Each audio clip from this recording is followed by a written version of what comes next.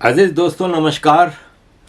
अजीज़ दोस्तों, पिछले दिनों मैंने हज पे जो वीडियो बनाई थी वो आजकल जो मेरे यूट्यूब के हालात हैं, जिस तरह से मेरे यूट्यूब के इस वीडियोस के हालात हैं, उसमें पिछले 2-3 महीनों में ये मेरी सबसे बड़ी वीडियो थी। आप लोगों की पसंदीदगी का शुक्रिया, आपने इतना पसंद किया।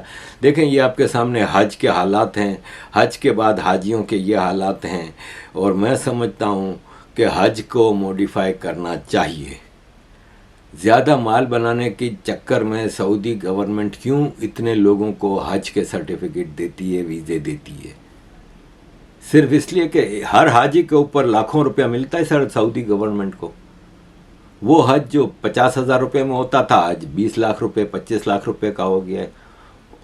तो जो बड़े बड़े लोग आते हैं, अमीर लोग, हराम माल कमाने वाले लोग, वो तो 5 स्टार होटलों में ठहरते हैं जहाँ पे एसी है चारों तरफ, और मतलब एक फुल 5 स्टार लग्जरी वेकेशन मनाने आते हैं। वो हरम शरीफ के सामने बिल्कुल होटल है, दुनिया का सबसे ऊंचा टावर, क्लॉक टावर, उसमें होटल हैं, शॉपिंग मॉल्स हैं, उसमें खिड़की के सामने पूरा काबा नज़र आता है। एसी कमरे में बैठे होते हैं, नमाज का टाइम हुआ, नीचे उतरे, 5 मिनट की वॉक, हरम शरीफ में गए, 4 नौकर साथ होते हैं, ठंडी पानी की बोतलें लेके घूम रहे होते हैं, प्लास्टिक के पंखे, जो रिचार्जेबल पंखे, ये वो पूरी फैसिलिटीज़ के साथ आते हैं। खाना खाना है उसी होटल के नीचे 50 रेस्टोरेंट हैं, क्योंकि अंदर मॉल बने हुए हैं। कहीं और दूर जाना है ज़ियारत व्यारत पे, एयर कंडीशन गाड़ी सामने आके खड़ी हो जाती है। अमीरों को तो मसला नहीं। अब क्यों इतने वीज़े दे रहे हैं? आपको लिमिट करनी चाहिए। मैं वापस उदाहरण दूंगा कि कोविड के टाइम पे जब कुंभ मेला हुआ था तो भारत ने लिमिट किया था कि नहीं किया था? आपको लिमिट करना चाहिए, जितनी आप फैसिलिटीज़ प्रोवाइड कर सकते हैं। आजकल वेदर आपको 5 साल पहले से बता देते हैं कि क्या वेदर होता है। आपको पता था कि 50 सेंटीडिग्री होना चाहिए, आपको आधे आज ही देने चाहिए। जिस तरह कोविड था, ये भी एक इमरजेंसी थी। आप कह देते पूरी दुनिया के मुसलमान मुल्कों को कि सॉरी, इस बार बहुत ज़्यादा गर्मी होनी है, ज़्यादा हाजी होंगे, ज़्यादा मामलात ख़राब होंगे, हम ज़्यादा वीज़े नहीं दे रहे। अजीज़ दोस्तों, हज को कंट्रोल करना होगा। अजीज़ दोस्तों, आपने देखा कि रशिया यूक्रेन वार में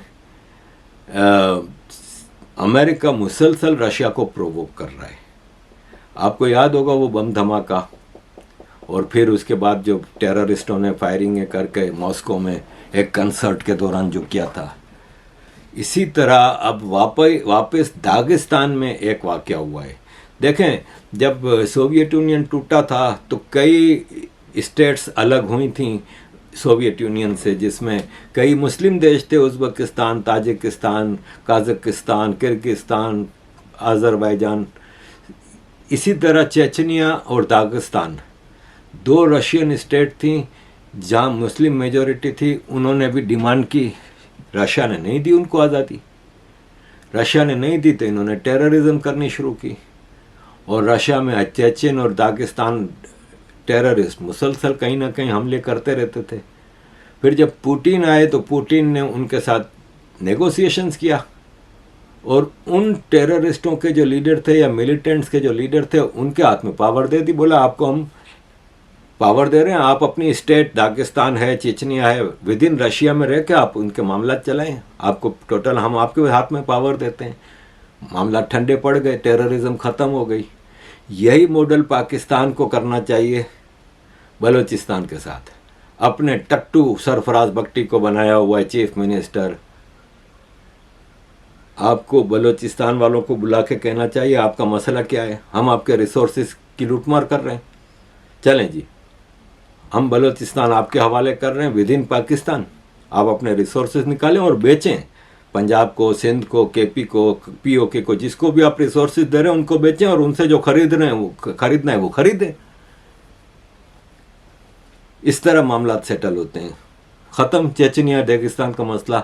अब अचानक दागिस्तान में वापस हमला हुआ है, और क्रेमिया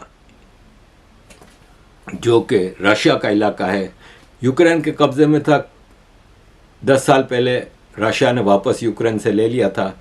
वहाँ पे टेररिस्ट आए और उन्होंने फायरिंग की। उनके पास अमेरिकन हथियार थे, उनके पास मिसाइल्स थे अमेरिकन, और अमेरिकन सैटेलाइट इंटेलिजेंस डेटा था। और ये आके इन्होंने हमला किया और बेशुमार लोगों को मार दिया। एक साइनागोग, यहूदियों का जो साइनागोग होता है, उस पे हमला हुआ, ऑर्थोडॉक्स चर्च पे हमला हुआ, और दागिस्तान के लोगों, ये जो मिलिटेंट्स थे, इन्होंने 19 लोगों को मार दिया, जिसमें एक ऑर्थोडॉक्स चर्च का प्रीस्ट भी था। रशिया का सबर आजमा रहा है अमेरिका। अमेरिका जिस तरह चाइना को पिन कर रहा है, इसी तरह रशिया को कुछ ज़्यादा ही पिन कर रहा है। लेकिन वो कहते हैं ना कि इतना करो जितना बर्दाश्त कर सकते हो। जिस दिन रशिया ने शुरू कर दिया ना, तो रशिया फिर डायरेक्ट हमले वाला करेगा काम। वो फिर अमेरिका से चीज़ें संभाली नहीं जाएंगी। अमेरिका एक डीप स्टेट के ज़रिए चलाया जाता रहा है। 1962 में एक प्रेसिडेंट आया था, 1960 में, John F Kennedy. John F Kennedy anti establishment, anti deep state था। वो अमेरिका को तब्दील करना चाहता था, वियतनाम वार के खिलाफ था। 2 डेमोक्रेट था, लेकिन चेंज करना चाहता था। नतीजा क्या निकला? मार दिया गया। खुली सड़क पे अमेरिकन प्रेसिडेंट को मार दिया गया। जिसने मारा उसको भी मार दिया गया। उसके बाद लगातार ये मामलात अमेरिका के डीप स्टेट के हाथ में रहे। फिर जॉनसन आया, निक्सन आया, कार्टर आया, रेगन आया, बुश सीनियर आया, क्लिंटन आया, फिर बुश जूनियर आया, ओबामा आया, फिर आया एक ट्रंप। ट्रंप ने अगेन इस्टेब्लिशमेंट और डीप स्टेट की पॉलिसीज से इख्तलाफ किया। ट्रंप को ज़बरदस्ती हराया गया 2020 के इलेक्शन में, और उसका हशर किया गया है। इतने केसेस तो किसी पे नहीं बने। वो अमेरिकन प्रेसिडेंट जिसने अपने ऑफिस में अब प्रेसिडेंट होते हुए अपने स्टाफ के साथ गलत सेक्स किया, शादीशुदा अमेरिकन प्रेसिडेंट क्लिंटन, उसके खिलाफ ना तो कभी कोई केस बना, और उसने प्रेसिडेंसी के अपने बाकी साल भी पूरे किए, सिर्फ इसलिए कि उसने टीवी पे आके माफ़ी मांग ली। और ट्रंप पे केस इसलिए बन रहा है कि इसने एक धंधा करने वाली को पैसे दे के उसके साथ सेक्स किया, ये केस बना है। और उस वक्त वो प्रेसिडेंट भी नहीं था। और वो क्लिंटन जिसने पैसे भी नहीं दिए उस बेचारी मोनिका लेविंस्की को, उसके ऊपर कोई केस नहीं बना। ये स्टेटस ऑफ अमेरिका है। बताने का इतना लंबा मसला ये था कि विकीलीक्स का फाउंडर जूलियन असांज 15 साल से अमेरिका की इस डीप स्टेट का शिकार है। फ्रीडम ऑफ स्पीच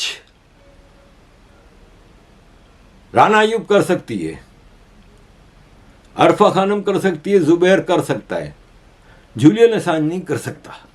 ये अमेरिका दुनिया को फ्रीडम ऑफ स्पीच का भाषण देता है। विकीलीक्स के जरिए इसने जो चीजें खोली बाकायदा प्रूफ के साथ, कोई झूठी खबर नहीं थी। खबर अगर सच्ची है तो दुनिया के हर मुल्क में इसकी इजाजत है छापने की। उस बेचारे को 15 साल बंद रहना पड़ा, कभी इस एम्बेसी में कभी उस एम्बेसी में। 5 साल से ब्रिटिश जेल में था। अब अदालत ने उसको आज़ाद कर दिया। सुना यही है कि पीठ पीछे उसके एग्रीमेंट हुए हैं अमेरिकन स्टेट से कि मैं आइंदा ये काम नहीं करूँगा। जाहिर है 15 साल बहुत होते हैं। एक आज़ाद आदमी को आपने बंद करके एक कमरे में रखा हुआ है, फिर 5 साल से तो जेल में डाला हुआ है, लाखों डॉलर इसके खर्चे हो गए केस के ऊपर। तो अब उसको इसकी आज़ादी ख़त्म हुई, आज़ादी हो गई, इसकी कैद ख़त्म हुई। मेरा सवाल यह है कि इसके 15 साल का पैसा कौन देगा, इसको 15 साल कौन लौटाएगा? ये है अमेरिका। आप इस अमेरिका को वो कर रहे हैं जहाँ पे डीप स्टेट पूरी सोसाइटी को तबाह कर रही है। मैं समझ नहीं आ रही मुझे कि अपनी ही कौम को तबाह कर रहे हैं। नशा, कैनाबिस, गांजा, चरस तो आम दुकानों पे मिल रही है। लीगलाइज्ड, 24 घंटे लोग नशे फूंक रहे हैं। इलीगल ड्रग्स अमेरिका में, ऐसी ऐसी वीडियो आती हैं ज़ॉम्बीज़ की तरह, पूरे पूरे रोड पे आपको नज़र आएंगी, मीलों दूर तक लोग ज़ॉम्बीज़ की तरह पड़े हुए हैं, ऐसे पड़े हैं, ऐसे पड़े हैं। फिर LGBTQ प्राइड मंथ मना रहे हैं, जून का महीना। प्रेसिडेंट बाइडेन व्हाइट हाउस में LGBTQ के लिए वो रख रहा है। अपना भाई साहब है ना ट्रम्प, उसने कहा कि और जेंडर चेंज ऑपरेशन, बच्चे स्कूल जाते हैं, वापस दो दिन बाद पता चलता है लड़का था लड़की हो गया, और उसके खिलाफ आप कुछ कर भी नहीं सकते, माँ बाप भी कुछ नहीं कर सकते। तो ट्रम्प भाई साहब ने कहा कि गॉड है ना, उसने सिर्फ 2 जेंडर बनाई हैं, आदमी और औरत, पुरुष और महिला। बाकी मैं अगर जीत गया ना इलेक्शन, तो मैं ये जहर जो लेफ्ट विंग का है ना, जेंडर आइडियोलॉजी का, वो ख़त्म कर दूंगा। यूरोप में ये बेड़ा मेलोनी ने उठाया है। उसने कहा इटाली में कोई प्राइड मंथ नहीं है, फैमिली प्राइड मंथ है। मतलब 2-3% पूरी पॉपुलेशन का अगर गे है या लिस्बियन है या जेंडर चेंजर वाला है, उसके लिए आप 97% को क्यों मजबूर कर रहे हैं कि वो आपकी सेलिब्रेशन में हिस्सा ले, और बिलियंस ऑफ डॉलर आप इस पे लगा रहे हैं। ये बिलियंस ऑफ डॉलर तो आप सोसाइटी के दूसरे प्रोडक्टिव चीज़ों पे लगा सकते थे। इसके अलावा प्रेसिडेंट ट्रंप ने कहा कि हमारी जो इतनी वर्ल्ड फेमस यूनिवर्सिटीज़ हैं, वहाँ से लोग एजुकेशन लेके निकल रहे हैं, और फिर आप इनका वीज़ा नहीं बढ़ाते तो वो फिर मुल्क छोड़ के चले जाते हैं। और इलीगल माइग्रेंट्स जो कि जाहिल होते हैं, जो कि अनपढ़ होते हैं, जो कि क्रिमिनल बैकग्राउंड के होते हैं, उनको वो आते हैं, उनके लिए आप सारी फैसिलिटीज़ खड़ी कर देते हैं, कुछ साल में वो लीगल हो जाते हैं। तो ट्रंप ने कहा, Let me just tell you that it's so sad when we lose people from Harvard, MIT, from the greatest schools and lesser schools that are phenomenal schools also. And what I wanted to do, and I would have done this, but then we had to solve the COVID problem because that came in and, you know, sort of dominated for a little while, as you perhaps know. But what I want to do and what I will do is you graduate from a college, I think you should get automatically as part of your diploma a green card to be able to stay in this country. And that includes junior colleges too. Anybody graduates from a college, you go in there for 2 years or 4 years. If you graduate or you get a doctorate degree from a college, you should be able to stay in this country. And you know more stories than I do, but I know of stories where people graduated from a top college or from a college and they desperately wanted to stay here. They had a plan for a company, a concept, and they can't. They go back to India, they go back to China, they do the same basic company in those places, and they become multi-billionaires employing thousands and thousands of people, and it could have been done here. And a bigger example is you need a pool of people to work for your companies. You have great companies, and they have to be smart people. Not everybody can be less than smart. You need brilliant people. And we force the brilliant people, the people that graduate from college, the people that are number one in their class from the best colleges, you have to be able to recruit these people and keep the people. It was such a big deal. Somebody graduates at the top of the class, they can't even make a deal with the company because they don't think they're going to be able to stay in the country. That is going to end on day one. कि मैं president बन के जिसने भी graduation की है American university से, उसको इमीडिएटली ग्रीन कार्ड दे दूंगा। ग्रीन कार्ड फ़ौरन दूंगा उन तमाम फॉरेन स्टूडेंट्स को जो अमेरिका की किसी कॉलेज यूनिवर्सिटी से ग्रेजुएशन करेगा। अजीज़ दोस्तों, ये भी एक लेफ़्ट का इकोसिस्टम का है। जैसे मलाला यूसुफज़ई है, ऐसे ही है ग्रेटा थुनबर्ग है। ये हमारे सामने 2 तस्वीरें हैं। साल मारादा थीमा का 8000 दरख्त लगाए अपने खर्चे पे। एक मजदूर है, कोई एजुकेशन नहीं है, आपने इनका नाम भी नहीं सुना होगा। और ये ग्रेटा थुनबर्ग है जो क्लाइमेट चेंज के खिलाफ प्रोटेस्ट करती है, लेकिन पूरी दुनिया में सफ़र कर रही है, प्राइवेट जेटों में या फर्स्ट क्लास में हवाई जहाज़ों में सफ़र करके जाती है, 5 स्टार गाड़ियों में 5 स्टार होटलों में घूमती है, और वहाँ जाके क्या करती है, ग्लोबल लेफ्ट के इकोसिस्टम के एजेंडे को आगे बढ़ाती है। अजीज दोस्तों, आखिर में फिर सऊदी अरब की बात करूंगा। सऊदी अरब ने अपनी स्कूलों से फ़लस्तीन के हवाले से जो टेक्स्ट थे वो हटा दिए हैं। बड़ी तब्दीली है।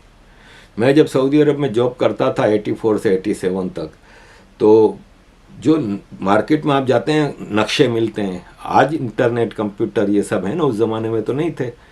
तो नक्शे वगैरह, एटलस की किताबें मिलती थीं वो।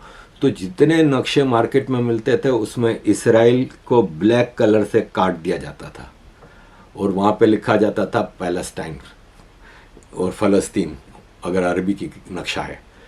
मैं जब 1985 में सऊदी अरब से एक हफ्ते के लिए घूमने के लिए आया था लंदन, तो मैं जब वापस एक हफ्ते बाद गया तो मैंने यहाँ से एटलस की किताब खरीदी थी। इतनी मोटी किताब थी, उसमें छोटे छोटे नक्शे, छोटे छोटे एरियाज़ के भी नक्शे थे और फुल नक्शे भी थे और डिटेल्स थी और पूरा। वो जब सऊदी अरब जिद्दा एयरपोर्ट पे मैं उतरा तो कस्टम ऑफिसर ने जब सारा सामान चेक किया तो वो किताब आई, तो उसने ब्लैक मार्कर उठाया और पूरे नक्शे एक एक पेज चेक किया और जहाँ भी इजराइल का नक्शा था उसमें इजराइल को काट दिया था। मैं कहता हूँ सऊदी अरब में तब्दीली जो आ रही है, आप लोग इसको अप्रिशिएट नहीं कर रहे, बहुत बड़ी तब्दीली आ रही है। जिस तेज़ी से, जिस रेडिकल चेंजेस ला रहा है, और डिस्पाइट इसके कि ये सऊदी अरब में मक्का मदीना है, इस्लाम का किबला है, इस्लाम का कैपिटल है, इस्लाम की बर्थ प्लेस है, कुरान की बर्थ प्लेस है, कुरान की ज़बान जो है अरबिक उसकी बर्थ प्लेस है।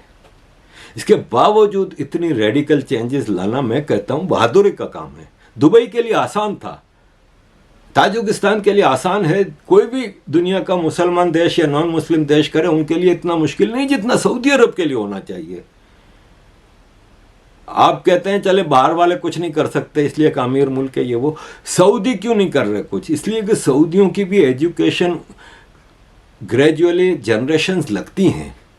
जब हम सऊदी अरब गए थे तो वहाँ पे सऊदियों की एजुकेशन ना होने के बराबर थी, सिवाय अरबिक के कुछ नहीं आता था इनको। हमारे रियाद बैंक में मैं काम करता था, वहाँ पे ट्रेनिंग सेंटर था जिसमें मैं काम करता था, सुपरवाइज़र था मैं ट्रेनिंग सेंटर में। कोर्सेज ऑर्गेनाइज करता था हमारे सऊदी स्टाफ के लिए। 6000 का हमारा स्टाफ था जिसमें आधा गवर्नमेंट की ऑब्लिगेशन थी कि सऊदी रखो, काम हम कुछ नहीं करते थे। मैं ट्रेनिंग सेंटर में था, 4 लड़के थे वहाँ पे, अब्दुल अलगामदी था, यूसुफ बेलुल था, आतिफ फतानी था। ये सब 4 लड़के, एक का काम था कि जितने लेटर आते हैं उनको रजिस्टर में डालना है। Again I will say computer नहीं था, मैंने वहाँ पे वर्ड प्रोसेसिंग, स्क्रीन वाला कंप्यूटर होता था, वर्ड प्रोसेसिंग वो मैं करता था। 6000 के स्टाफ में I was the only one जो अरबिक इंग्लिश दोनों वर्ड प्रोसेसर चलाता था, लेटर बनाता था, ये था वो था। हम यूरोप अमेरिका की यूनिवर्सिटी से प्रोफेसर्स को दावत देते थे और 3-3 महीने के कोर्स कराते थे अपने सऊदी स्टाफ को। कुछ टीचर्स परमानेंट हमने यूरोप से हायर किए हुए थे, यूके से, जो आते थे इंग्लिश लैंग्वेज की क्लासेस ये वो। और हमारे कई स्टाफ को हम ऑनलाइन ट्रेनिंग पे, ऑन जॉब ट्रेनिंग पे भेजते थे 9 महीने के लिए यूरोप अमेरिका, जहाँ पे 6 महीने वो लैंग्वेज कोर्स करते थे इंग्लिश का और फिर 3 महीने किसी भी बैंक में ट्रेनिंग दे के आज जनरेशन डेवलप की है। मदरसे में नहीं पढ़ाए, पूरी दुनिया में सऊदी अरब ने मदरसा बनाया, एक भी मदरसा सऊदी अरब में नहीं बनाया। तो ये है कि सऊदी अरब ने अपनी कंट्री की, अपनी जनरेशन्स की बिल्ड किया है उसको, तो जाके आज सऊदी अरब इतना महान कंट्री है। अजीज दोस्तों, thank you very much for all your support, kindly keep support.